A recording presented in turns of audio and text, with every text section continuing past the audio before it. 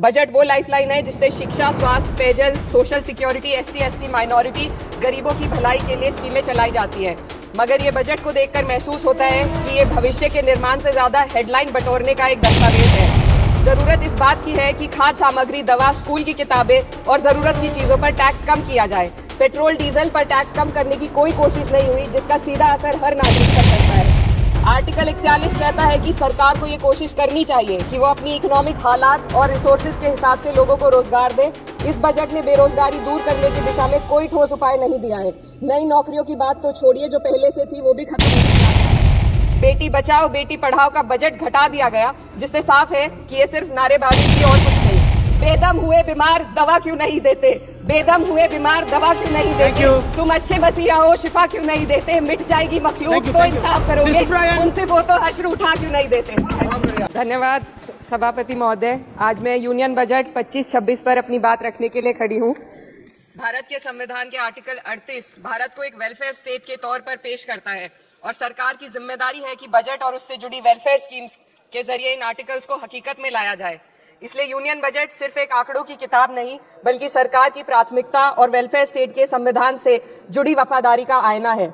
सरकार की जिम्मेदारी है कि इकोनॉमिक पॉलिसीज, जिनमें बजट भी शामिल है, ऐसी बनाए जाए जो गैर बराबरी को कम कर सके और सबसे ज्यादा गरीब वर्ग को सहारा दे। बजट वो लाइफलाइन है जिससे शिक्षा, स्वास्थ्य, पेयजल, social security, SC ST minority, गरीबों की भलाई के लिए स्कीमें चलाई जाती है। मगर ये बजट को देखकर महसूस होता है कि ये भविष्य के निर्माण से ज्यादा हेडलाइन बटोरने का एक दस्तावेज है।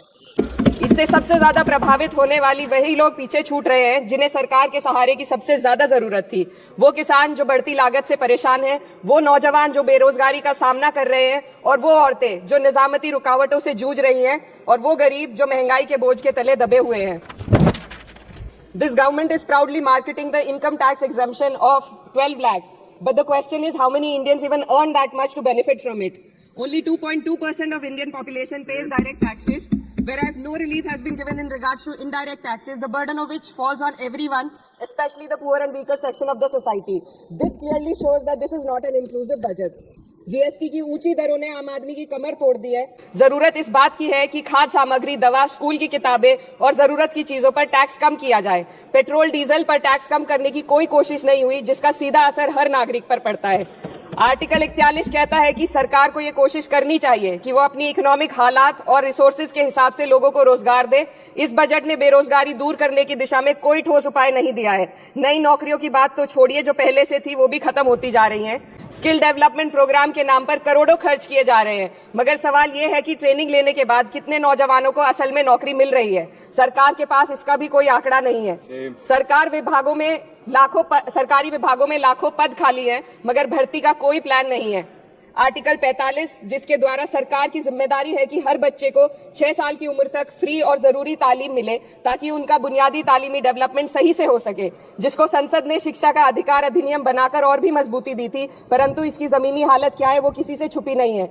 नगरीय क्षेत्रों में सरकारी स्कूलों में शिक्षक न होने की वजह से स्कूल बंद हो रहे हैं तथा दूरस्थ ग्रामीण क्षेत्र के स्कूलों में टीचर ही नहीं पहुंच पा रहे हैं। सरकार कह रही है कि डिजिटल इंडिया और AI से तालीम का इंतजाम होगा, मगर जरा जमीन पर देखिए, उत्तर प्रदेश में सिर्फ 22% सरकारी स्कूलों में कंप्यूटर है। मेरे संसदीय क्षेत्र कैराना में कई सरकारी स्कूल शिक्षक न होने की वजह से बंद हैं और मदरसा एजुकेशन के बजट में 57% की कटौती कर दी गई है। क्या यही सबका साथ सबका विकास है? इसी तर्ज पर अस्पताल हैं जहां पर डॉक्टर नहीं है। आर्टिकल 47 अच्छी सेहत और जिंदगी के स्टैंडर्ड को बेहतर बनाने की आवश्यकता पर जोर देता है। राज्य की जिम्मेदारी है कि लोगों की सेहत और उनके वेलबींग को बेहतर करने के लिए जरूरी कदम उठाए, लेकिन हकीकत यह है कि इस बजट का सिर्फ 2% ही आम जनता तक पहुंच पाता है। शामली जिले में 84 डॉक्टर की पोस्ट स्वीकृत है, मगर सिर्फ 29 डॉक्टर काम कर रहे हैं और गायनोकोलॉजिस्ट मात्र 1 है। दवाइयों की कीमतें बढ़ती जा रही हैं, मगर गरीबों के लिए कोई राहत नहीं है। सरकार ने महिलाओं के लिए बजट बढ़ाने का दावा किया, मगर 81% इसका बजट सिर्फ पोषण योजनाओं में डाला गया है। महिलाओं के रोजगार, उनके इकोनॉमिक इंडिपेंडेंस और सुरक्षा के लिए कोई ठोस योजना नहीं बनाई है। बेटी बचाओ बेटी पढ़ाओ का बजट घटा दिया गया, जिससे साफ है कि ये सिर्फ नारेबाजी थी और कुछ नहीं। किसानों की बदहाली हम सबके सामने है, लगातार चलती आ रही है। 2016 में कहा गया था कि 2022 तक किसानों की आमदनी दोगुनी होगी, मगर 2025 आ गया और एमएसपी पर कोई ठोस गारंटी आज भी दी नहीं गई है। गन्ना किसानों का बकाया अब तक नहीं मिल पा रहा है और तो और उत्तर प्रदेश में अभी तक गन्ना मूल्य भी तय नहीं किया गया है। डीएपी, यूरिया और खाद की कमी से परेशान किसान आज भी सड़क पर प्रदर्शन कर रहे हैं। मजदूरों के लिए जो सबसे बड़ी योजना मनरेगा थी, सरकार कहती है कि मनरेगा ग्रामीण भारत की रीढ़ है, मगर बजट में कोई भी बढ़ोतरी नहीं मिलना बहुत शर्मसार है। औसतन 44 दिन का ही रोजगार मिल रहा है, जबकि स्कीम 100 दिन की गारंटी की होती है। भारतीय रेलवे देश के लोगों की जीवन रेखा है और इसी से यहाँ के लोगों की आर्थिक एवं सामाजिक जिंदगी चल रही है। देश के हर हिस्से को रेल कनेक्टिविटी से जोड़े जाना सरकार की कल्याणकारी नीति का हिस्सा है। मेरे संसदीय क्षेत्र कैराना के रेलवे से जुड़ी 2 मांगे लंबे समय से लंबित है। दिल्ली शामली सहारनपुर रेल लाइन का दोहरीकरण और पानीपत शामली मेरठ लाइन का सर्वे अति शीघ्र ही कराए जाने की बहुत पुरानी मांग को बजट में शामिल किया जाना चाहिए। देश भर में बिजली की दरें बेहद असमान है। उत्तर प्रदेश में ये दरें बहुत ज्यादा है। देश भर में एक समान बिजली दरें लागू करने का प्रावधान किया जाए। रिवैम्प योजना में हर घर तक बिजली पहुंचाने के लिए एलटी लाइन बनाने का प्रावधान भी जोड़ा जाए।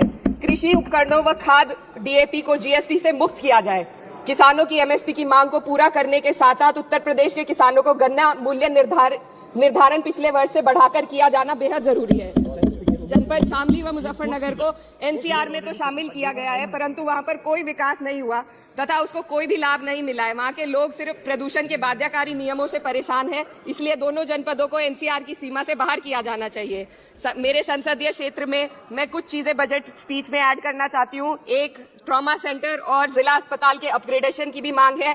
जनपद शामली और सहारनपुर में एक महिला डिग्री कॉलेज खोला जाए। कैराना में सर जस्ट कंक्लूडिंग, यमुना नदी के घाट पर सौंदर्य कार्य का भी कार्य जोड़ा जाए। जनपद शामली में टेक्सटाइल पार्क की स्थापना की जाए और जो संसद निधि है, सांसदों को केवल 5 करोड़ रुपए दिए जाते हैं और एमएलए, उत्तर प्रदेश के एमएलए को भी 5 करोड़ दिए जाते हैं। हमारी मांग है या तो इसे बढ़ाकर 25 करोड़ किया जाए या फिर सिरे से खारिज किया जाए। The union budget was an opportunity to address the pressing... Sir, just 1 minute. Please, 2 more speakers are in your party. Sir, just pressing concern of India's citizen, rising unemployment, soaring inflation, crumbling public services and deepening rural distress. Yet, instead of offering real solution, the government has focused on optics and half measures. While tax relief for the middle class is welcome, it does nothing for the millions who earn too little to benefit from it. Education remains underfunded, rural employment stagnates and farmers continue to struggle without meaningful support. The delays in conducting the census and caste census further exposes the government's disregard for data-driven policy making and social justice. India needs a budget that prioritizes its people, not just its economic headlines. A budget that invests in human capital, strengthens social security and ensures dignity and stability for all. But what we have instead is another missed opportunity, one that fails the poor, the youth, the farmers and the women of this country. Budget प्रस्ताव पर अपने विरोध को मैं 2 पंक्तियों में आपके सामने रखना चाहूंगी। बेदम हुए बीमार दवा क्यों नहीं देते? बेदम हुए बीमार दवा क्यों नहीं देते? तुम अच्छे मसीहा हो, शिफा क्यों नहीं देते? मिट जाएगी मखलूक तो इंसाफ करोगे, मुंसिफ हो तो हश्र उठा क्यों नहीं देते?